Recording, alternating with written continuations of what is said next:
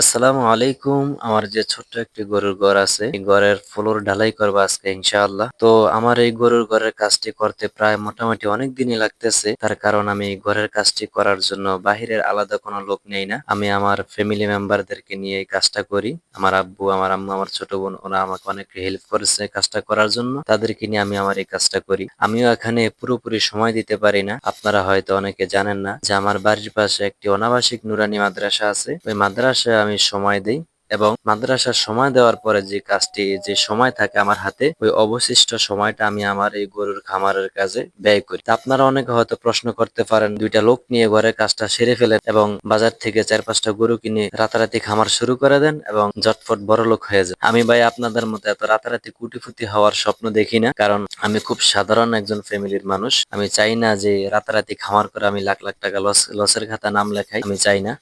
এজন্য আমি এখানে খুব জেনে শুনে বুঝে আস্তে ধীরে এখানে ইনভেস্ট করতে চাই। খুব আস্তে আস্তে আমি খামারের কাজটা করতেছি এবং গরু কেনার সময় আমি খুব ভেবে চিন্তে করে গরু ক্রয় করব, যাতে যদি আমার লস হয় তাহলে যাতে আমি খুব কম পরিমাণে আমার লস হয়। যদি আমি রাতারাতি করে হুটহাট করে 4-5 লক্ষ টাকা ইনভেস্ট করে ফেলছি, তাহলে লস হলে আমার অনেক বেশি লস হয়ে যাবে আমার জন্য। সেটা আমার জন্য অনেক বেশি হয়। এজন্য আমি এখানে আস্তে আস্তে ইনভেস্ট করব, দেখবো এই খামার থেকে কি করা যায়। যদি লাভ হয় ইনশাল্লাহ আমি এই খামারটাকে অনেক বড় করার চেষ্টা করব, আর যদি লস হয় তাহলে খুব কম পরিমাণে আমার লস হবে। এজন্য আমি এটা কাজটা আস্তে আস্তে করতেছি। তা এখানে আমি ফ্লোর ঢালাইয়ের জন্য যে মশলাগুলো মিক্স করতেছিলাম, তো এখানে আমি প্রায় 7 বস্তা পরিমাণ ইটের কণা দিয়েছি এবং 5 বস্তা বালু দিয়েছি। মূলত 1 বস্তা সিমেন্টের সাথে 3.5 বস্তা ইটের কণা দিয়েছি এবং 2.5 বস্তা বালু দিয়েছি। এখানে আমি 2 বস্তা সিমেন্ট মিক্স করব, এই জন্য 7 বস্তা ইটের কণা দিয়েছি এবং 5 বস্তা বালু দিয়েছি, সাথে 2 বস্তা সিমেন্ট দিয়ে এগুলো ভালোভাবে মিক্স করবো আমি। তো আপনারা হয়তো অনেকে আবার প্রশ্ন করতে পারেন যে ভাই আপনি আগে কোনো রাজমিস্ত্রি কাজ করছেন কিনা। না ভাই, আমি কোনো রাজমিস্ত্রি কাজ করি না আগে, এগুলো করা অভ্যাসও আমার নাই। আমি যারা রাজমিস্ত্রি কাজ করে তাদের কাছ থেকে জানছিলাম, তাদেরকে জিজ্ঞেস করছি তাদেরকে কয় বস্তা ইটের কণার সাথে কয় বস্তা সিমেন্ট দেওয়া লাগে, কয় বস্তা বালু দেওয়া লাগে, এগুলো তাদের কাছে আমি জিজ্ঞেস করেছিলাম।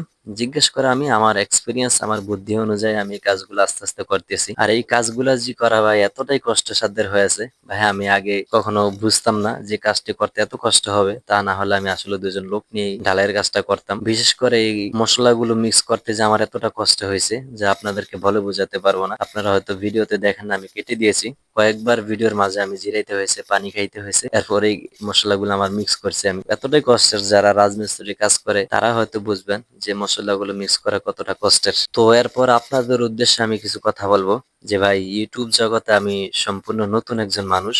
কিভাবে ভিডিও মেক করা লাগে, কিভাবে ভয়েস দেওয়া লাগে, কিভাবে এডিটিং করা লাগে, এগুলো আসলে আমি একেবারে আমার জানা ছিল না। একেবারে আমি নতুন, নার্ভাস ফিল করতেছি। প্লিজ আপনারা আমার এই ভিডিওগুলো আপনাদের মতো করে মানিয়ে নিন, কারণ এই ভিডিওগুলো আমি অনেক কষ্ট করে করতেছি। কারণ আমার ভিডিও করার জন্য আলাদা কোনো ভিডিওগ্রাফির ম্যান নাই, ভিডিও করার জন্য আলাদা কোনো লোক নেই না, কারণ আমি একেবারে নতুন। আর আমার ক্যামেরাটা অতটা ক্লিয়ার না, যা ভিডিও দেখে আপনারা হয়তো বুঝতে পারছেন। ক্যামেরাটাও একেবারে কম রেজুলেশনের একটা ক্যামেরা, এই জন্য অতটা ক্লিয়ার আসে না। যাই হোক, আপনারা যদি একটু মানিয়ে নেন তাহলে আমি আমার জন্য ভালো হয়। আর ইনশাআল্লাহ যদি আপনাদের সাপোর্ট পাই, আপনাদের ভালোবাসা পাই, ইনশাআল্লাহ আমি সামনে আপনাদের জন্য আরো ভালো ভালো ভিডিও উপহার দেওয়ার জন্য আরো ভালো ক্যামেরা কিনবো ইনশাআল্লাহ। তো আপনারা ভিডিওতে যদি কোনো সমস্যা হয় কমেন্ট কইরেন।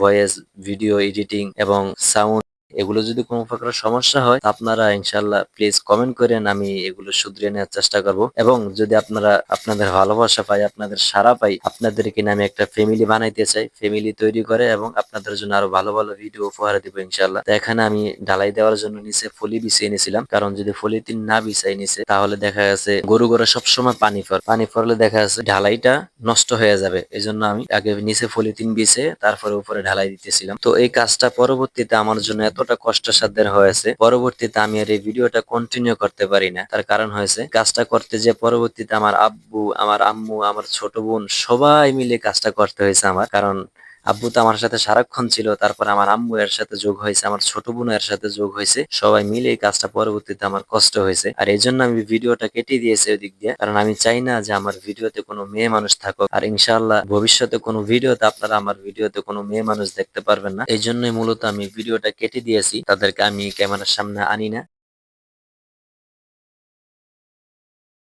এই হলো আমার ঢালাইয়ের কাজ, মোটামুটি দেখতেই পারছেন। আপনারা যে আমি ঢালাইটা কিভাবে করলাম এগুলো আসলে আপনারা ফিনিশিং দেন, আমি ফিনিশিং দিই না। তার কারণ এগুলো ফিনিশিং দিলে হয়তো কি গরু পরবর্তীতে ফিসলিয়ে যায়, ফিসলিয়ে পড়ে যাবে, এই জন্য আমি এগুলো ফিনিশিং দিই না। ঝাড়ু দিয়ে এভাবে এঁকে বেঁকে দিয়েছি যাতে এগুলাতে গরু পরবর্তীতে দাঁড়াইতে পারে। আর আমি পিছনের সাইড একটু ঢালু রাখছি, আপনারা একটু ঢালু রাখার চেষ্টা করবেন যাতে পানিটা ঘরে চলে আসে। আর ঢালু রাখলে গরুর জন্য একটু ভালো হয়, এজন্য আমি পিছনের সাইডটা একটু ঢালু রাখছি। এদিক দিয়ে আমি পাইপ লাগাবো, গরুর ময়লা আবর্জনা যা আছে সবকিছু এদিক দিয়ে চলে যাবে। তো আপনাদের কাছে কেমন হলো জানি, তো আমার জন্য দোয়া করবেন, ভালো থাকবেন, দোয়া করেন। আল্লাহ হাফেজ, আসসালামু আলাইকুম ওয়া রাহমাতুল্লাহ।